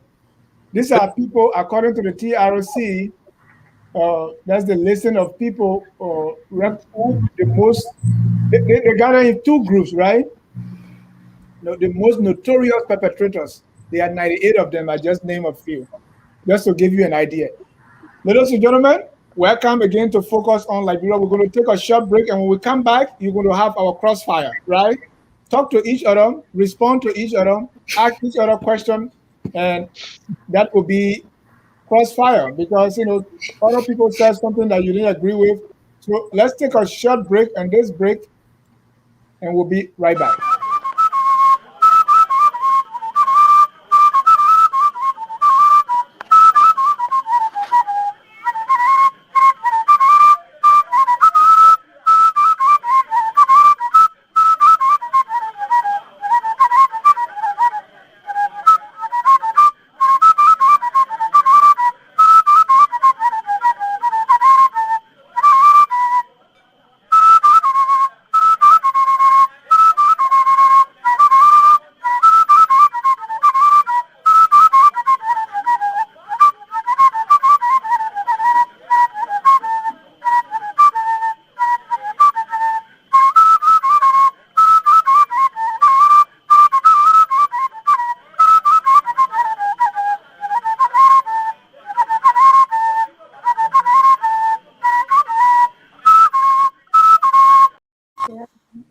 Welcome back. This is Focus on Liberia. Our discussion is on the War Crimes Court. My name is Dennis Jai, and we are broadcasting from the beautiful city of Atlanta, Georgia. And by the way, the flute you heard there, that's the flute played by someone from my hometown of Dodweken, the town which was burned down completely by Josh Bole and the LPC rebel, causing the death of my father, my aunt, my cousins, and the rest of the people. By the way, my aunt who was killed by those rebels I named my first daughter after my aunt, Betty Carter, who was killed. My daughter now is just completed 1 year of college. So, welcome back. Now we enter this Zoom called Crossfire. I know Mr. Conan Fubi lay a lot of things on you. So if you have questions or comments or a response, go ahead, any one of you. The floor is open. Who you want to pick? I listen to Fubi, but Fubi is talking in the context of the political the violent political culture of Liberia. In Liberia, unfortunately, it's always the tendency of people in opposition to do everything possible to bring down whatever regime that's in power. The acrimonious political culture is the reason we are where we are today, or that carry us to the war. I know Fubi has said a lot of things, but I still believe that reconciliation is the way forward. USS said today, in any scenario, one man's rebel is another man's hero. We cannot discount that. Our experience of the war is not the same. Our country is not like Somalia, where everybody belongs to one religion and everybody speaks the same language. We have a situation where people were affected for tribal reason, people were affected for religious reason, people were affected for political reason. Okay? So our experience cannot be the same. Fubi and I didn't come, we all come from Liberia, but we all have different experience of the war. If he speaks, he's speaking based on his experience. If I speak on based on my own experience. So I don't give a damn what he says. I speak based on my experience from the war. So if I say that reconciliation is my choice, I don't think I should be bidding for that. I don't think anybody should accuse me of anything. I know the gravity of what happened in Liberia, but I believe that if we genuinely want to see Liberia moving forward in terms of development and progress, we need to sit down, reconcile with each other. Even if we constitute a quote-unquote war crime today, most of the people accused in that document are already dead. All right? So you're not going to bring the dead person to put him on trial? Thank you. Thank you. No, and I disagree. Most of the people are already dead. And that's not true. You see, some of the people are dead, I will agree, and we're not going to look for the dead body. If you even mean to put on the dead body, we'll know that grave, we can go change their grave. So there's nothing wrong with that. We can change their grave and make it a tourist site to put on those dead lives, one of the rebels that killed a lot of people in this country. But to say, I think Fubi is very comical about this whole process. I respect this. We gotta spice it up. We can't be talking walk around and get me ourselves through. So you gotta spice laughter to tension. So that's the process. But I'm serious. I'm very serious about it. You know, that's my nature to spice it up with laughter. Hold on, Mr. Connor. After Fubi, then Tony will go. And if you have question for the other guy to ask the question, go ahead, Fubi, just end. Yeah, Mr. Connor's point about reconciliation stated is simply because some of his brothers fought the war. So he don't want to see those brothers go to jail. So his defense, since they came and some of my relatives and this my brother came and kill other people, let's just forget about it. And like I keep saying, in real life, you are saying that we can't compare our situation with other places, but you don't want to name America and Jefferson, Davis, and other people here. Who asked you to name them? How you manage to include them? You are comparing. You're making comparison with other people. Did you make comparison? Sierra Leone. Go to Sierra Leone. And then Mr. Lee, every rebel that was alive, they collected them. In fact, the Sierra Leone people even grabbing them by the hand, carrying them to the on the streets. If they knew you secretly, they will grab you and carry you to the court. So minor rebels were collected. And today you go to Sierra Leone, once you're a rebel, businesses will not even buy from you if you open one. That's how serious the people are about the whole issue of prosecuting winners. If you open your business to sell, once they know that it is you a rebel that they will not buy from you. Your business will break down. They will not even patronize you. Thank you. You will not even get anywhere near government. So they are serious. They are making serious progress. We are joking in Liberia. Oh, yeah, because we're all looking at our tribal ties. And the more we keep looking at these tribal ties, like bro, go nowhere. Like I keep saying, my brother is Christ. It's kind of some defense. You think that forget about all. Let me ask Phoebe one question here. Thank you, Phoebe. No, let The Tony question go first. Can I Hold on, ask a Mr. Connor. question to Mr. Connor? Yeah, go ahead. You seem to be leaning more to reconciliation. All of us here, we've spoken about, the essence of reconciliation, but it seemed to me your definition of, reconciliation is somewhat different from what all of us here, are talking about. So before I make any statement, do you want to, define or clarify what reconciliation is to you and how it is different from, and why you think criminal accountability does not fit within your definition of reconciliation? All right. Reconciliation, the way I would define it could be at the regional level, it could be at the national level, where we constitute a committee.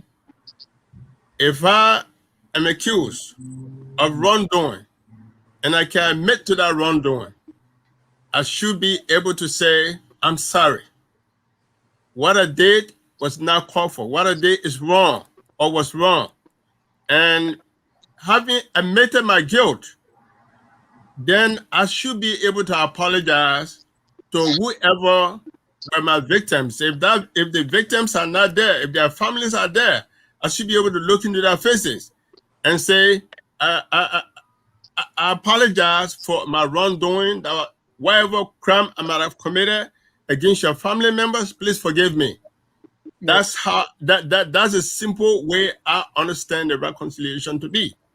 And thank you. And then before you continue, so Mr. Connor, Yes. two scenario. If the perpetrator does not apologize, what do we do? And then the second, if the victim does not accept that apology, because some will be superficial, right? Okay, sorry. My sister used to do it because my father used to love apology. So by the time the third say, sorry, my father will forgive. So what if the perpetrator doesn't apologize, or what if the victim does not accept the apology? What's the next step in your reconciliation process? Well, the reconciliation process should define what should happen if perpetrator does not apologize, and if the victims does not accept the apology. What is that parameter definition to should be you? set by the reconciliation process. And what would be your suggestions to that definition? I'm pushing you, Mr. Connor. All right. What should be the criteria? Well, if the perpetrator does not if all the evidence is shown that you did this, you did this, you did this, and if he cannot apologize, there should be a sanction on him in terms of jobs, participation in the political process. These are some of the things that should happen. But at least, I'll submit to you that's exactly what happened, because Ellen Johnson Sirleaf justified. She said she did this because though Prince Johnson justified, said they were killing my people. All these people justify the reason why they killed our parents and victimized us. That's why they were sanctioned and some were forwarded for prosecution at the war crimes court. So what you are saying already took place. Mr. Ja. Mr. Ja. Let me answer first. Let Mr. Connor answer. No, I already told you. We are talking about a Prince Johnson should be able to apologize to those who he victimized. He did not. Right. He just said it on the radio that he did it, and I may even play another clip for you that he did this to defend his people. His ethnic group was marked to be extinguished, so that's why he did what he did. Yeah, but again, it is stipulated in the TRC document that people like Prince Johnson and Madam Sirleaf should not participate in the political process as a punishment for their involvement in the war. But then it is left with the Liberian people to vote for them or not to vote for them. Okay. Mr. Ja. Yeah. When you want to build a house, Hold on. Let's listen to Prince you Johnson. should count the cost. Meaning what? Meaning when I decided to put my life on the line with the great sons and daughters of Nimba to liberate themselves from the yoke of oppression, from the oppressive and diabolical regime, we were prepared for any eventuality. I'm glad that we are free. We are totally free. We were marked for total extermination, destruction of Nimba and the people. Now we are free. So whoever want to bring War Crime Code to hell with you, go and bring it. I'm prepared to face the music. Now stop embarrassing me. Thank you. All right. Mr. Liwe, your turn. Thank you. The clip you just played clearly indicates the frustration on the side of PYJ, given the many tormenting comments and statements that has been attributed to him. And my comments is not intended to excuse PYJ for whatever happened during the war. But clearly, I think he has a valid point there. Okay. If you cannot accept the fact that Nimbayans were declared literally non-citizens in Nimba as far back as PYJ's coup, not PYJ, but Thomas Kuyonkwa coup, for which I was fired as a young man in my early 20s from bone mines, right. To which I have the run for my life and to get out of the country, then you are sadly mistaken. Maybe Fubi might not be old enough to understand and actually know exactly what transpired during that time. Maybe also Tene, as a young lady, I have not been, and I know she's doing some research, which of course maybe those information will be revealed to her. But quite honestly, experiencing what transpired versus reading about it are two different things. Right, Mr. Let me stop you because I don't want you to repeat the Prince Johnson line. We say I'm not going to repeat the line. I want to make a comment. Yeah, let me inject something, then you can continue. Go right ahead. Clearly, even at the soccer game, at that 89 counter me when they touch the ball, you just hear rebel. So yes, the government troops were killing Nimba citizens. 85, also 1990. But what does that have to do with massacre?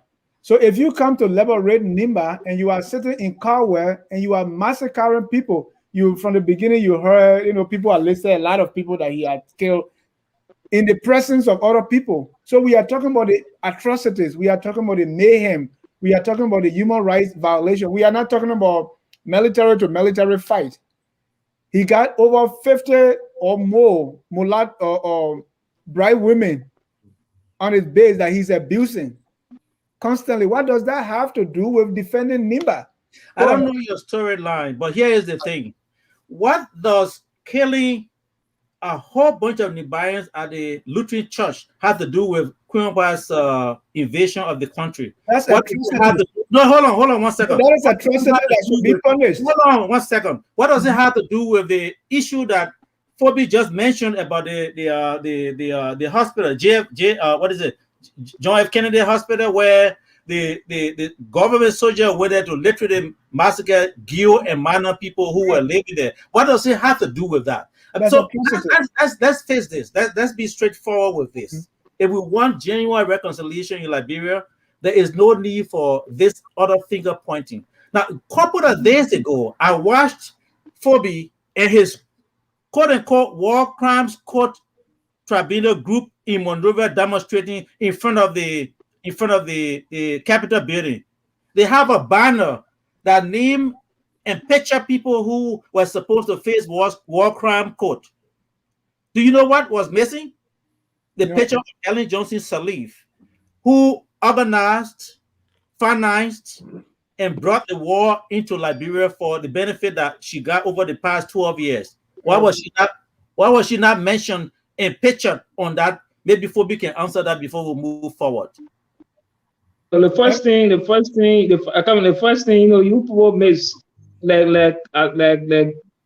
Dennis said, don't say the only picture missing that Ellen leave, because there are several other pictures that are missing. We only have, I think, probably either 6 or 7 persons on that picture. Well, she was a critical component of the war. She organized the drawing finances for the war. Why was the picture not there? Those that accused in the TRC report, I'm 300. So don't point one. Don't Ellie. You should ask what happened. Why the other 200 plus persons not there? But what the TRC gave recommendations. The recommendation of the TRC, because the TRC is the basis of which we are campaigning for justice.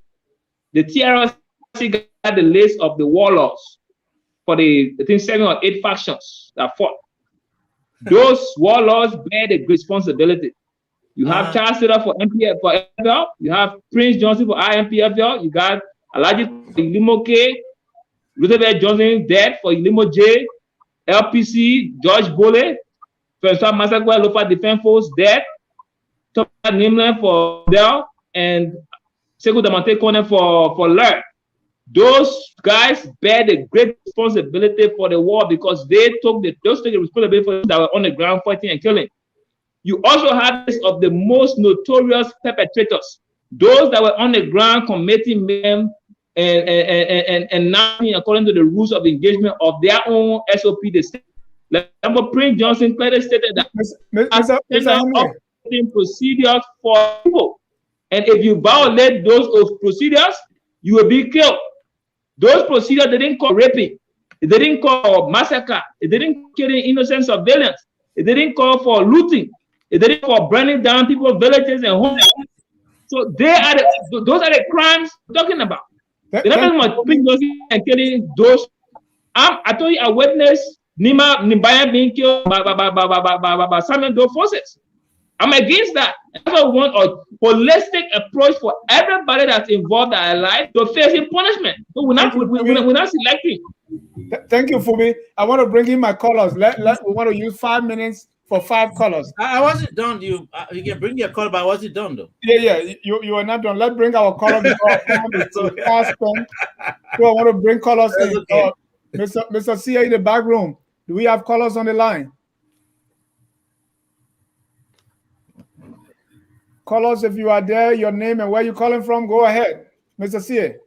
All right. While we wait for Mr. CA, the number is on the screen. Dennis, the caller is speaking. Caller, your name and where you're joining us from. Please call your name again. Yeah, my name is Tyler Johnson, calling from Atlantic City, New Jersey. How you doing? Oh, I like the conversation this afternoon about the war and economic crime code. One thing I want to say on the topic is that we all want the war and economic crime code. We all want a TRC report that they talk about, and all these rebels and all those that take part in the war, they came to the TRC and they admitted, they confessed it. But what I found to realize that everybody gets on Prince Johnson. If you listen to Charles Taylor's testimony that he gave when he went to court, he said Ellen Johnson salary gave him $10,000 to bring the war. Alaji Kuman, everybody, but nobody don't talk about Ellen.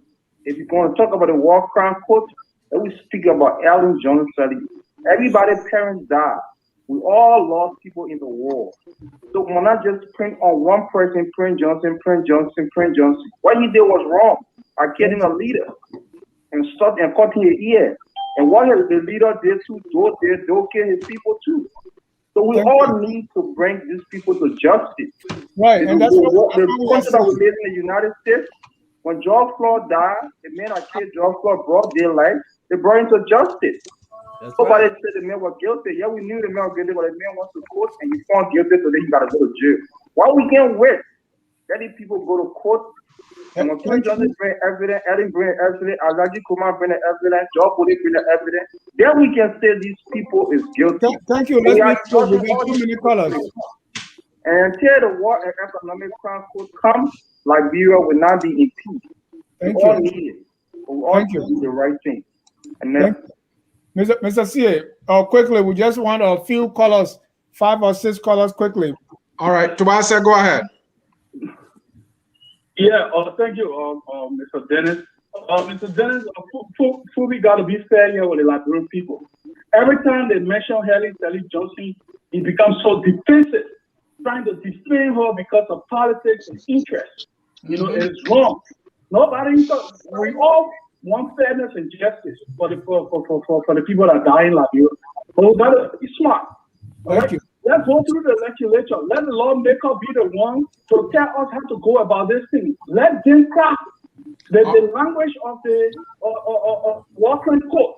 All right. Let the lawmaker do that. It is their responsibility. Instead of us doing this president and who killed who and who did what, let the lawmaker give us the Walker Court. All right, Tobias, thank you. We got too many callers, so we'll try to keep it brief here. Let's bring in the man, Ato Wiado.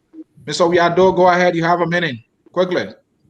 Thank you so much. I'm just enjoying the conversation. For some of us, we are already taking position. Yes, we say we want a war crime code and war and economic crime code. We say we want the war crime code out of Liberia because we don't want to disturb the already traumatized individuals, the citizens of the country. So if the advocate for war crime code can take the war crime code out of Liberia, that would be good. Economic crime code, we can have it in the Republic of Liberia. For instance, with respect to our judicial system, I think they can handle it. The Jabinan case is clear, and other cases that involve money issues are very clear that they can be adjudicated there. All right. But the bad blood that in the country comes to this war crime thing, people are definitely they want it, but they don't want it in the country. All right, Mr. Wiado, thank you. Let's leave it there. We got too many callers. Thank you. Point taken. The Bureau Advocate of the War Crime Code, you don't have to go to school to be an advocate. The Bureau Advocate of the War Crime Code, including one of your guests, Fubi, they are only doing it because of greed. All right. Mr. Doe, you made your point. We got too many callers. Thank you, Mr. Doe. Thank you. Let's go to Desmond. Gentlemen, we'll keep it brief here. Go ahead, Mr. Desmond, quickly. Hello? Yeah, go ahead. Go ahead. Hello? Yeah, go ahead. Yeah, so my point is pretty short and simple. People thinking the reason why everybody keeps focusing on Prince Johnson is what Prince Johnson put himself in. It's not has nothing to do with nobody said we're not gonna go after people, we're not gonna go after Ellen, we're not gonna go after Bully. Prince Johnson himself has documented the most heinous crimes publicly. So therefore, when they're talking war crime in the public space, he feels guilty already. Therefore, see what we're talking about, and we're just saying war crime. We're not calling Prince Johnson because he himself put himself in his face. The other man, the other panelist said was talking about reconciliation. Well, Chalou didn't do reconciliation. South Africa did reconciliation. America did reconciliation. They didn't do reconciliation, and they're thriving. So we choose not to follow reconciliation. Thank you. There are multiple ways to do several things. That's all I have to say.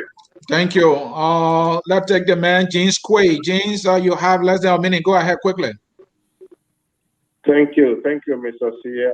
This is James. I'm calling you from New Jersey. This is my point. Look, let me tell you guys. You do not tell a bereaved family how to cry. Okay, we are bereaved families, and we understand how our parents were killed.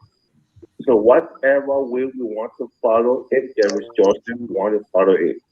So I agree with Mr. Kobe parents that injustice to one is injustice to all.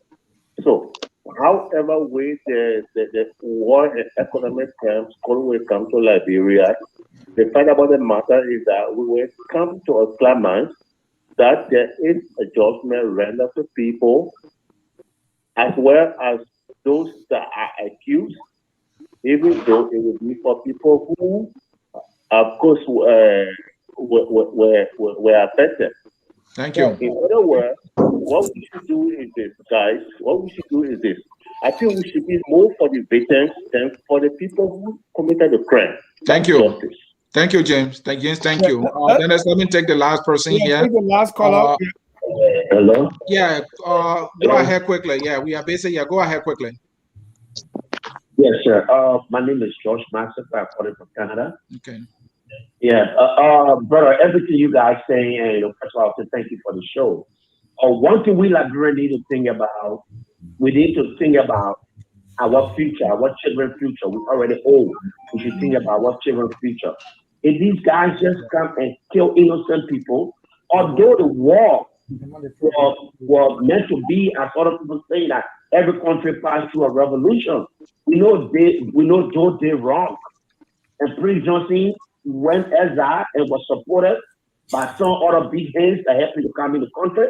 And for my brother, all the guys, I like to come out, the Prince Johnson, all of them need to go through the war crime code. Let them go and clear themselves out. Thank you. We shouldn't be there, be backing these people. Let them go and face justice. The innocent people that died, if Liberia not stands today for the innocent people that died, Bible will continue in Liberia. Thank you. Because Liberia will pay that in Germany. Because they turn their back to the people that die unjustly. Thank you. Thank you. And, anytime people hear war crime code, they think it's firing squad. Code means you go there and you get justice. If you are acquitted, they will send you home. So war crime code doesn't mean that by the time they say war crime code, it means they come and kill you. But as the saying goes, people talk about Prince Johnson. They say one guy said, when they say all the ugly people go draw water, then Babu say, I want to carry heavy bucket. So, so I think Prince Johnson is putting himself forward. But again, let me go back to our panelists and we need to conclude. So let's go around the room to respond to the comments. But one question I want us to address is, with all what we have said, how do we move forward? Let's close with that because we are way out of time. Well, I will put it this way. In a democratic society, when after all the debate, maybe one best thing that needs to happen, we can ask this question during the next election. Make a question on the ballot box. Let people be able to mark yes or no. So the majority of Liberian people say reconciliation, let's go by that. The majority of the people say war crime code, then let's go by that. Because it's going to be a continuous debate until we come to a point where it is finalized. And the best way to finalize it is to add the question to the ballot box next time we're voting, so people can be able to make the decision. And when majority of the people say, let's do this, we can go by that. That can be the finality to the question here. Right. And Mr. Connor, we are not even having the conversation because the government look like the government is not interested, both previous and current government. But thank you for your recommendation on how to move forward. Mr. Henry, yes, sir. Look, like few of the callers talk about what they doing it political reason or greed. Nobody pay to come and do the advocacy. So if you think I'm doing it for political reason or greed, you can do it. I risk my life. The first time I mentioned war crime, I need security. I told them that I got my security. So come and walk the street of Monrovia and go for. Don't do it for greed and politics. Since you accusing me of doing it for politics. Now I will ask you, the other king, was it not because of politics? Was it because of holy religious reason king? All those that fought, where they ended up? Into politics. So we live with politics. So anything about politics is life. So just save that other argument. The issue here is when people do wrong, call them out and let them be able to face the fact. And that's what we're calling them out. So it's about, and my political party is not running with this. I'm running with it as an individual, joining other campaigners. So, like I said, the foundation or the basis for which we are in war crimes code is found in the TRC recommendations. So somebody say I'm defending Madam Ellen. No, I'm not defending Madam Salif. Madam Salif is listed in the TRC. There are recommendations there for her. So we want the full implementation of the recommendations. You cannot compare Madam Salif acts to the acts committed by those that were on the ground fighting, those that were on the ground raping, on the ground homes, those that were on the ground looting, those that were on the ground opening pregnant women's stomach with bed knives, those that were on the ground forcing people to have sex with their children and their mothers and their parents. So that's the point we're talking about. Those are the most notorious perpetrators. The whole government listed of people listed. So you cannot compare that. But then committed crimes. And that's what we're saying. We want the TRC to be fully implemented. It's not about let's go sit down on the Palava Hall and drink palm wine and talk about this. People must be punished for doing it wrong, and that's how we'll move forward. This is not that, but no peace. I can guarantee that. Thank you. Let me bring in a few comments. Somebody just brought this to my attention, and they are right. The person says, so Dennis, we that took our time to write all this, you refuse to read our comments. I apologize. And I'm reading your comments to start with. Tobasi continually say, what about Ellen Johnson Sirleaf? Tobasi, you're saying the same thing over and over. No, our guests, none of them say Ellen Johnson Sirleaf should be excused. They say she's mentioned in the TRC report, and so she should face prosecution or the sanction. Dave just says, how is Connell's reconciliation different from the one Doe launched as national reconciliation? Walter Gwenegali, sorry, brother, sorry does not cover murder. Reconciliation begins with justice, forgiveness with a sentence. Telly Brown, not sure of the Liberian laws regarding marking graves of criminals, but the graves of the dead perpetrators should be permanently marked. No joke. And James Coy Shallow say, oh, my boy Fubi, you have made my day. A lot of the guys that are speaking against the TRC may have, or their families may have committed atrocities in these wars. That is not true. I don't believe that. Few more comments here from Christopher Kamara. PYJ, who served as chairman on the Senate Committee on Defense during Ellen time, right? What changed now? Fubi Henry. Christopher Tobasi, where was your war crime code during the Ellen Johnson Sirleaf regime? And people can respond to that because every time we say war crime code, they are always linking it with president. It's not about president. We can agree to have war crime code or not to have it. The implementation timeline can be another conversation. Sisi Siafa, trial in absentia is still possible. Heads of warlords who have acquired significant wealth and property because of the war can still be required to financially compensate their victims. And let me read one last comment. C. Cecil Dennis III. In 1990, the Tutsi invaded their nation, and in 100 days, approximately 500,000 people were killed. However, the nation approached the civil unrest through reconciliation, rehabilitation, reintegration, and empowerment. We can do the same. Francis Wilson said, if the people are not sorry, why ask them to apologize? They are not sorry. Those are a few of your comments. Sorry, we cannot read all your comments. And let me read this one. Maybe you see Wuwu Kuwu. The native people are very stupid. The Congo people ready to use you again to kill each other. I don't like that comment. That's why I read it so that people know this is not about native and Congo business. Last comment. Why are we not asking for the victims of Liberian people whether or not they want a war crime court, but instead a few people enforcing their views on the masses, thereby claiming to know it all for the rest of the entire country? And Deka one, when we say, why are we? Who make up this we? All right. Mr. Leeway, let's get your final comment on how we can move forward.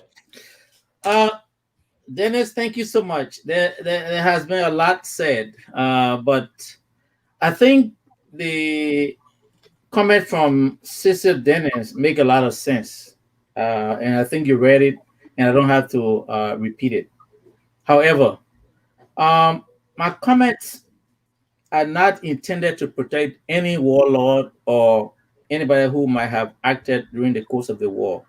But I think that Liberians should understand that we are at a critical crossroad, a crossroad where we either get it right or get it wrong. So my appeal to Liberians is that let us consider the South African model that we have opted for. We have had series of legislative conversations, and those conversations resulted in Ellen serving for 12 years. Fubi, on the other hand, never raised an ounce to say, "Oh, Ellen, you cannot serve because you cannot serve, rather because you were accused of a TRC report and you need to step away." That never happened. Maybe he was a kid at that time. I don't know. But let's look. Let's face the fact. We have a nation that is grappling with major economic problems, major economic problems, which culminated into the lack of social economic help to our people. Our people today are living in abject poverty. In fact, poverty during Ellen Salita cannot be compared to what is happening today. We have a system where 5 government officials who were auditing government accounts got killed. There has been no investigation about that. But a one child killed in Maryland brought the entire county down, where the government had to take action. We have a situation of land dispute. We have a situation of impunity where dead bodies are showing up in the streets in Baltimore, Monrovia, no accountability. The police have not been able to tell us what is happening. So people are afraid to invest in this country. So let's be very mindful what we ask for. I do not object to war crimes court. My only argument is the system ready for war crimes court? Is a war crime court going to be held in another country where we're going to pull one people who assume committed crime one at a time to this war crimes court? Who is going to do the arrest? Is the international community coming back to Liberia to have sovereignty over the country in terms of security? That's the question we need to grapple with. But let me be honest with you guys. What we need to look at is the economic revitalization of this country. We have who just took over in less than 3 years, building mansion. We didn't have that kind of money. That is in itself some of the issues that we have. People are looting the country every day, and we are not looking at it. We have, and I can go on and on with money that are missing. All of us are aware of it. I don't even have to mention all of them. But today, who's giving account? Nobody. So that is the kind of impunity that's going on in our country. So my appeal is let the Liberian people find a way to bring about economic crime court first. When we make sure that those who have looted our money don't have that kind of money and that they will not buy justice, we can talk about war crimes court later. Here is another thing that I want to add. Briefly. Liberia is a nation that has complete sovereignty. Currently, we have an ambassador of the United States who is literally calling the shots in terms of who should serve and who should not serve in government. Let's be very mindful. This is an act to undermine the government, the current government of Liberia. I can tell you this: the WIA government is not paying very keen attention to what the United States government is doing in Liberia in terms of the ambassador meeting with opposition leaders and having opinion on internal affairs of the country. Diplomatically, we need to understand what is actually obtaining. Let's be very mindful. There are a lot of issues to undermine this government if we're not careful. There are people who are interested in making sure that there's instability in Liberia so they can come back to power under dubious means. And I must add on that. Under dubious means. And we need to pay careful attention to that. What we need to do as a solution is what my brother. I want to bring you back next Thursday. What Buziki suggested. Let's have the issue of war crime put on the ballot the next time, so that the Liberian people vote on yes or no whether they want war crimes for. Not few people trying to inject that proposition in the public space because they are now they now have the opportunity to make public who they are and protect themselves. When they did do that during the course of the Ellen Johnson-Sylvie administration. Thank you. Before you go, if somebody do armed robbery, should we put that on the ballot too? Whether we should No, that's why we should have a security system. No, And this situation is different from armed robbery. Five people got gunned down. 5 people got gunned down in the red light area today or last night because of robbery.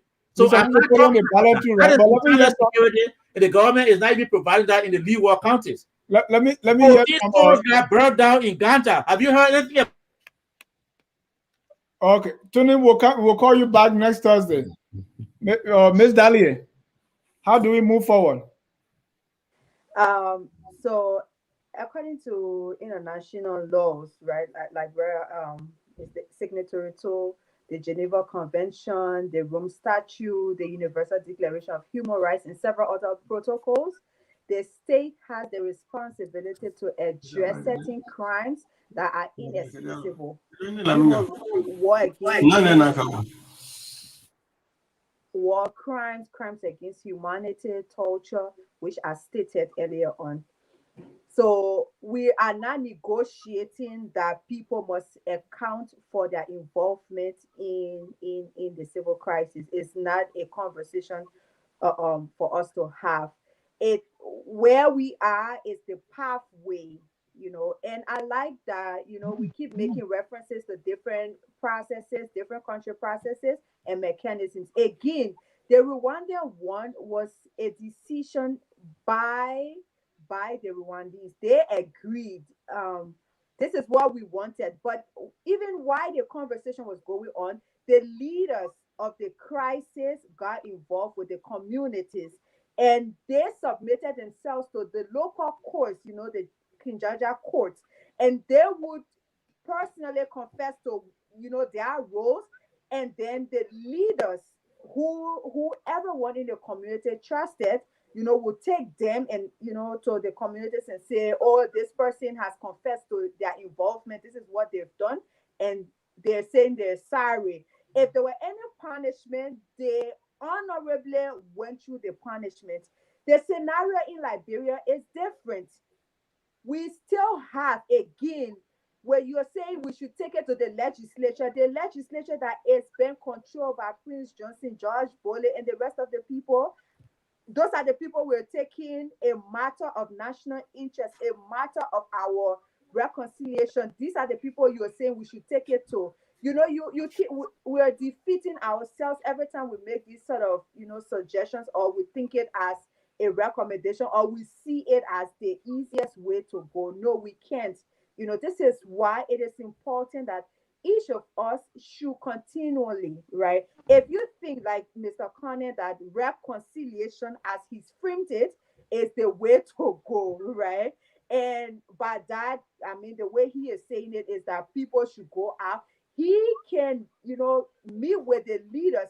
I'm sure he knows some of these people, to reach out to communities, be visible in those communities, that ensure that you are remorseful for your involvement. Until we get to that point where, the society start realizing that you truly were, remorseful for what you did, you cannot put down our trust that, having criminal accountability or having a mechanism that keeps setting people away from, from governance is a witch hunt, or why, if the conversation on timing has always been within transitional justice settings. If it is not now, when is it? That time never comes. Just closing on this, in Cambodia, if you have an idea, I was trying to keep it, I've been trying to keep it within the region. But if you look at Cambodia right now, they've had their crisis since the beginning of when Liberia came and met Cambodia fighting. They've never addressed it, and the country is still stagnant because there has not been this decision by the national government to firstly recognize that there was a crisis and then be able to address it to the victims, right? You always will have, and then that's where we're going to have these dictatorships. We're going to have these the leaders the leaders who will certainly be from some faction have abused our people. We cannot deny, if there's any time now, if it is not now, it's certainly, this government is interested in going for a second term. So if it is not now, it's certainly not in the second term. And then that means in the next 24 years, we fasted, we're not going to have justice. If it's not now, it cannot be anytime. So now is the time to have the conversation around reconciliation, around criminal accountability or some form of accountability. Thank you very much. Thank you so much. And ladies and gentlemen, I want to thank all of you for your participation on Tough Talking Thursday. We want to thank our viewers also for watching, and even those who are going to watch later. Tomorrow at 6 o'clock, we're going to have our literary hour, and the topic is Letters of a Nation, Dear Liberian. Then on Monday, other people want to be president. One of them is Dr. Tefo Amos. He's going to come here on Monday and talk about his role, the road to 2023. He wants to become president. Don't forget, we are live now in Monrovia on the radio, Hot FM 107.9, Wednesday, 11 a.m. local time in Monrovia, Thursday, 5 p.m., and Friday, 11 a.m. So we are live on the radio, and this costs money. Continue to watch us, continue to support us. If your pockets allow you, please donate to us so that these wonderful programs can be aired also in Monrovia and throughout the country, so that people outside of the internet areas can also benefit. Keep watching us live on Focus on Liberia, where we educate, we elevate, and promote all things Liberia. Until then, we want to always end with the song that says, we are all Liberians. Whether you support war crimes court or not, whether you support some forms of accountability, whether you support reconciliation where the perpetrators come and apologize, and we say, okay, we accept your apology, let's move forward. Whatever side you may stand on, let us remember that we are all Liberians, and we owe it to our country to leave a country better than the one we met here. Good night, and God bless you. We are Liberians. Liberia is our home. Liberian people.